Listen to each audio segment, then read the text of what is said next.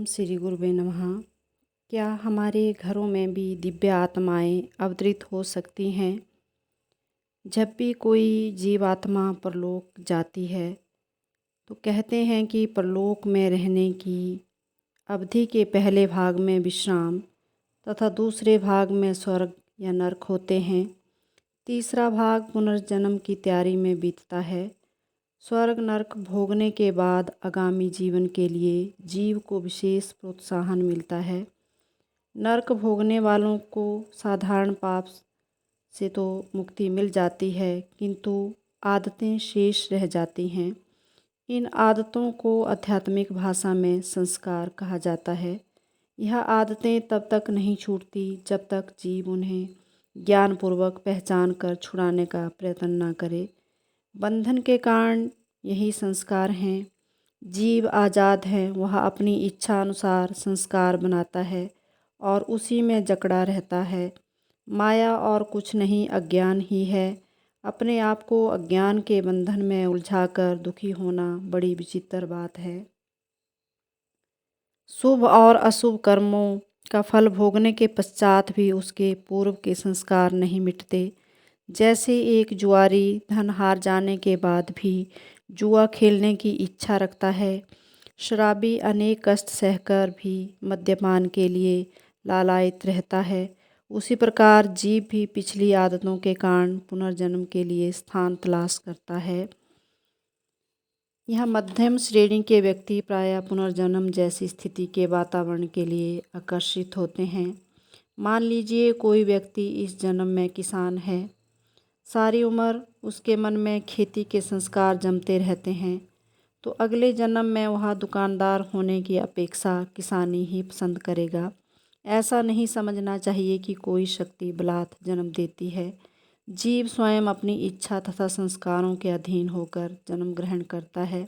ऊपर उड़ता हुआ गिद्ध जैसे पैनी दृष्टि से मृत पशु की तलाश करता है, उसी प्रकार जीव निखिल आकाश में अपना रुचिकर वातावरण ढूंढता फिरता है। तर्क तथा बहस चुनाव करने वाली भौतिक बुद्धि पर परलोक में नहीं रहती, इसलिए वह चालाकियाँ नहीं जानता है और अपने स्वभाव के अनुसार ही जन्म लेता है। आधे से अधिक मनुष्य अपने ही परिवार में जन्म लेना चाहते हैं। वे आत्माएं जिन्हें किसी परिवार ने अपमानित या प्रताड़ित ना किया हो, वे उसी परिवार या आसपास जन्म लेना पसंद करती हैं। यही बात दूरी के संबंध में भी है।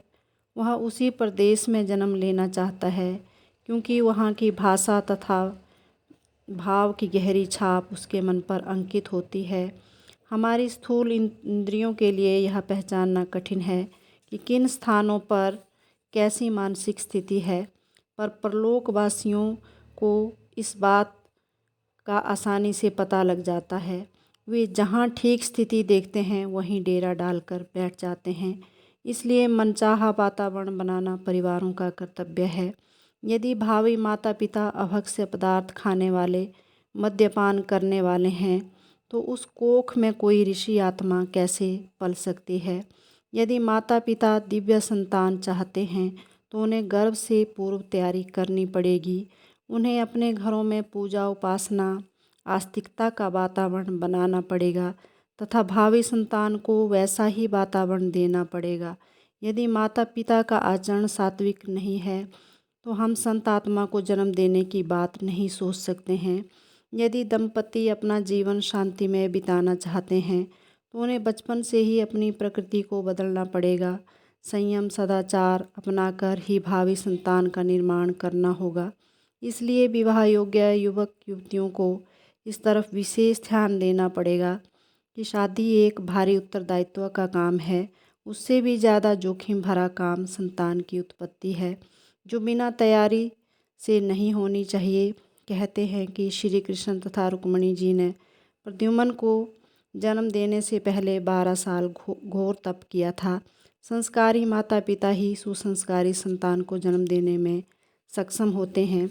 जिस परिवार में जीवात्मा फिर से जन्म लेना चाहती है तो वह अवसर की प्रतीक्षा करती है और स्त्री के गर्भ में प्रवेश कर जाती है। 9 महीने पेट में रहकर वह प्रकट हो जाती है। गर्भ का शरीर और उसके अवयव जीव की इच्छा से नहीं बनते। यह साझे का कार्य माता पिता का रजवीर्य जीव की इच्छा तथा वातावरण से बनता है। माता पिता की भावनाओं का प्रभाव जीव पर पड़ता है। माता पिता की अच्छी भावनाएं, अच्छा आचार विचार जीव को और ऊंचा उठाता है। इसके विपरीत माता पिता की हीन भावनाएं, अभक्ष्य खान पान उस जीव के स्तर को और गिरा देते हैं तथा ऐसी संतान माता पिता को उम्र भर दुख देती है। इसलिए यदि माता पिता दिव्य संतान चाहते हैं तो उन्हें अपने आचार विचार, खान पान और रहन सहन पर विशेष ध्यान देना पड़ेगा, तभी वो इस कार्य में सफल हो पाएंगे। जय गुरुदेव।